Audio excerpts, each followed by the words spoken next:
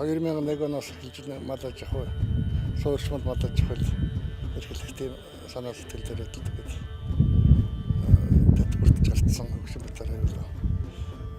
Тэгээд л одоо партизаны сан гэж эндээс 2 үнэ хөдөлж яваад тэгээд үйл ажиллагаа эхэлж байсан.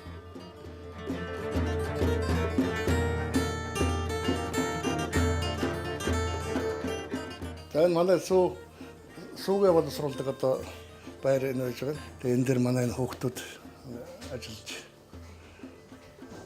одоо ард талынхаа асуудлыг гүйцэтгэж байт.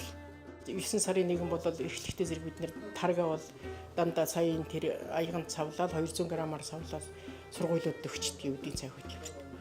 Жоох илүү гарвал тэргээ хөдөлдөг.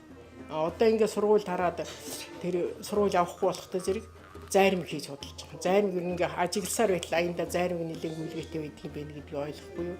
Тэгээ зарим хийгээд таргаач ингэ савлаад тэгээд хөдөлж байгаа. Амжилтанд хүрнэг бол уухгүй хөдөлмөрлөд л тэгээд зүтгээд байх хэрэгтэй. Тэгээд энэ одоо мэдээлэл сайжирсан үед бол одоо янз бүрийн одоо орлого олох, амьдрах ухаан сайжруулалтын мэдээллүүдийг сайн ашиглах хэрэгтэй.